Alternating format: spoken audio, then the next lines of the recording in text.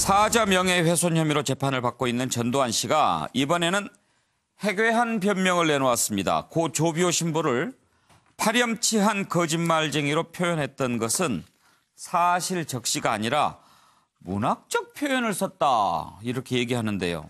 이번에는 문학을 모독한 건 아닌가요? 거짓말쟁이는 문학적 표현이다. 정말 말이 안 나오네요. 그리고 이번에 지난번에 그 꾸벅꾸벅 졸았는데 변호인을 통해서 긴장해서 졸았다, 큰 결례를 했다, 변호인을 통해서 사과를 전달했는데요.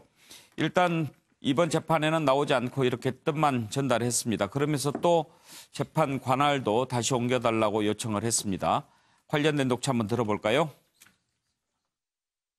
가장 합법적으로 이 재판은 진행이 돼야 된다. 절차적으로는 가장 적법하게 재판이 진행돼야 된다 하는 그런 점을 좀 강조하고자 하는 것입니다. 범죄 사실만 기재하도록 되어 있습니다만 범죄 사실 이외의 내용을 조금 사실과 다르게 좀 나쁘게 표현한 게 아닌가 하는 그런 생각을 좀 갖고 있습니다.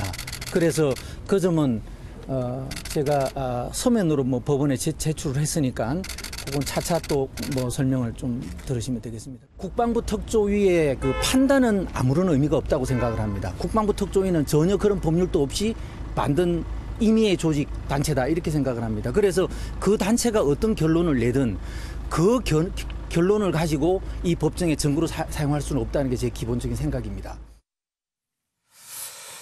서정욱 변호사께 먼저 좀 물어봅시다. 이 회고록 얘기 나올 때마다 그 명언이 생각이 납니다. 잉크로 쓴 거짓은 피로 쓴 진실을 이길 수 없다. 예. 예. 근데 이 사건은요, 파렴치한 거짓말쟁이. 예. 이거는 큰 쟁점이 아니에요. 이거는 이제 그 사실의 적시가 아니고 모욕적인 표현이잖아요. 예. 그래서 사자의 명예훼손만 있지 사자 모욕죄는 없어요. 근데 이걸 앞에하고 연결시켜 봐야 돼요. 예. 헬기 사격이 없었는데 있었다고 했으니까 파렴치한 거짓말쟁이다. 예. 따라서 헬기 사격에 연결시키면 이거는 이제 사실 적시가 되는 거예요. 예. 그래서 이제 아까처럼 헬기 사격이 있었다면 허위 사실 적시가 맞고요. 그런데 제가 하나 질문을 던지고 싶은 게 전두환 대통령한테 과연 이게 누가 파렴치한 거짓말쟁이인가? 제가 보기에 현재까지 증거만 보면 예. 조비오 신부가 아니고 예. 전두환 전 대통령이 파렴치한 거짓말쟁이일 가능성이 높다. 예. 이 정도로 말하겠습니다. 예. 차전 교수. 예, 저는 이 보면서 떠오른 생각이 이렇습니다. 제가 이렇게 한번 전두환 씨에게 물어보겠습니다. 전두환 씨는 양심에 털난 사람입니다. 기분 나쁘시죠? 저에 대한 답은 이렇습니다. 문학적으로 표현했습니다.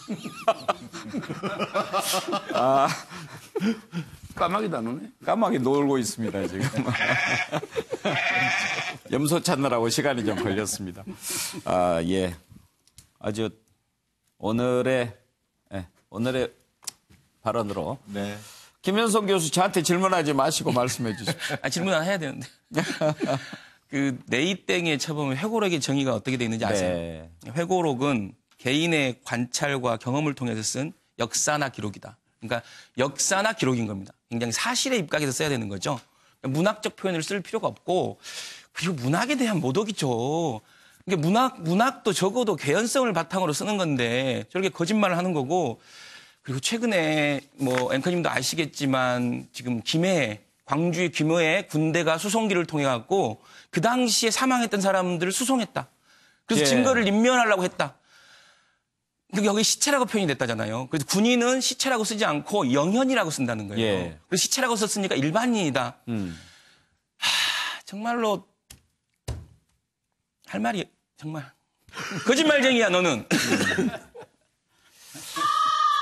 예. 정연한 교수, 그러면 전두환 씨가 노벨 문학상을 노렸단 말입니까? 파렴치한 그 발언이고요. 전두환 씨가 그런 발상 자체를 할 수도 없는 것 같은데, 저는 오히려 좀 굉장히 차지영 교수님 얘기 들으면서요, 저랑 생각은 비슷했는데 제가 훨씬 과격한 것 같아요. 전두환은 YS 당시에 사형 선고를 받았어야 돼요. 이미 사형 선고 됐어야 돼요. 근데 아마 전두환 씨 굉장히 그 말 들으면 굉장히 기분 나쁠 거예요. 저도 문학적 표현입니다.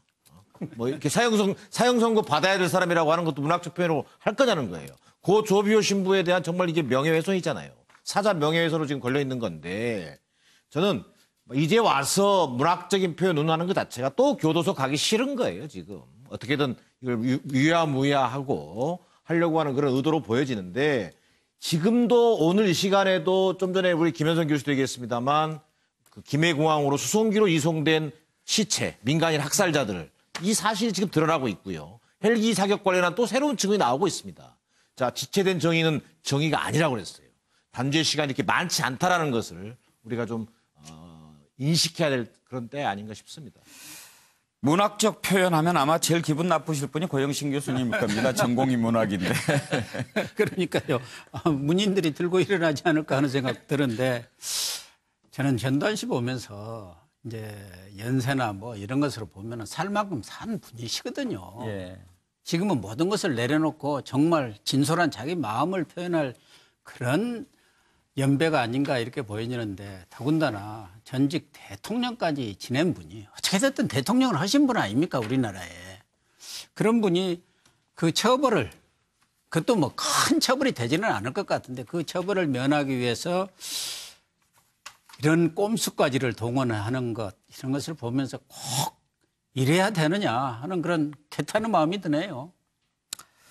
예, 문학적인 표현이다라는 그 표현 참 마음을 우울하게 합니다. 오늘 뉴스와이드는 여기에서 마치겠습니다.